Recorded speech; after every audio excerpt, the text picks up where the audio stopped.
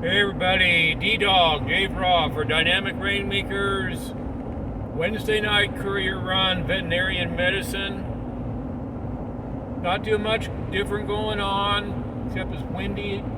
It's been windy for the past couple nights, so that's kind of a challenge right there. We had to do, I guess, basically a review of how our routes are, where lock boxes are, the type of people we're picking up from, things like that. They wanted like a survey thing done, our notes and stuff. So got that done. I was running out of bags and pickup cards. These cards are they're hard to get. They're just a simple pickup card. You fill it out, and if there's nobody there's no lockbox or anything, you're supposed to leave one. So I do that. I was just trying to figure out, well, what could I talk about on these runs? I mean, there's not too much that happens. There's only a few of them that have some kind of, not really oddities, but they make it difficult. There's one stop where you have to go back. It's kind of like a side alley. It takes you to a elevated loading dock.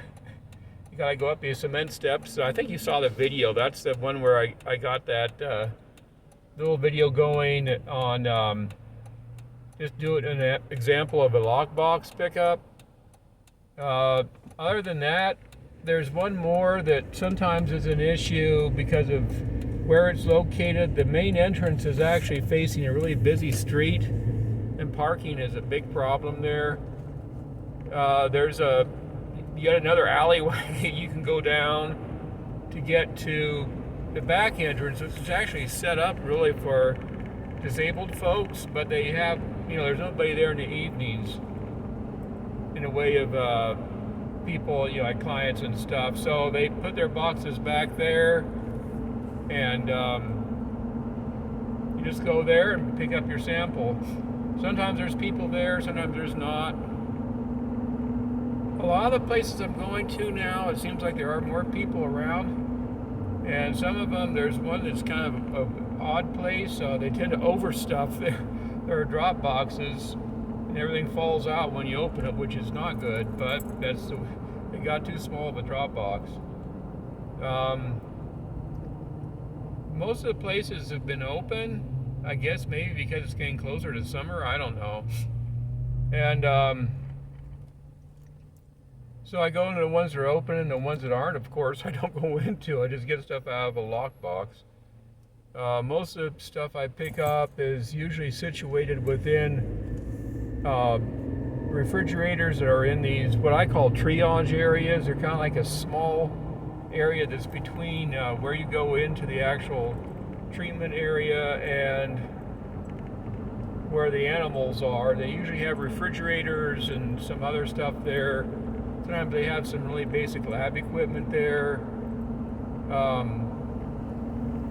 So that's where I usually go. But it does let you see back into where the animals are being taken care of and stuff, and the cages they're in and things like that. That can be interesting sometimes. Just really depends on what your interests are. One of the things I've been talking about is trying to get a master contract with this group. Well, unfortunately, it didn't happen. I don't know what their reasoning was. Well, their reason was that they told me is now they have too many drivers. And I was thinking, well, yeah, because now what happened is you took so long to get any type of paperwork to me that they had filled up.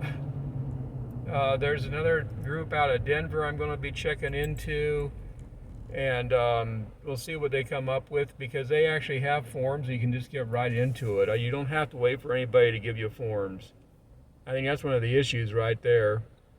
I need to find out what their insurance requirements are and some of the other things that they require, but I'd like to get on with them. Possibly to replace this group, because this group is getting kind of weird. It's not really the one I directly work with, but it's the group I'm under. They don't like returning phone calls. They don't talk to the drivers very much, but they seem to talk to other people, so that's not good. So I may start looking for another contract. I don't know, or I'm going to look for a contract anyway. I keep looking for more opportunities. I came up with some ideas for stuff that maybe later on I'm going to talk about if they actually come to fruition. It's something that's kind of a backdoor kind of thing, I guess. I don't know what you would call it. It's something that I'll just talk about later if it happens.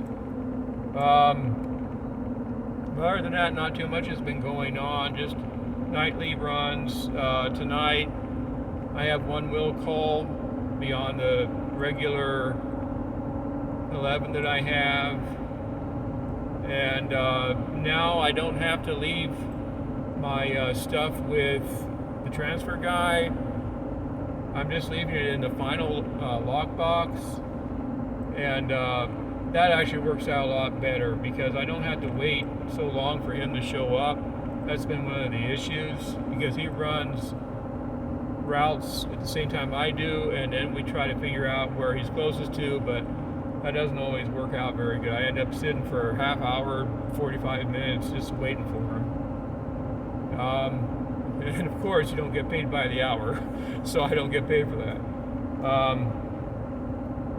So that's really what's been going on. Nothing new. Still looking for cargo vans. We'll see how that goes. I haven't really come across too much that would be good for this, and the ones I have are just way out of my cost reach right now.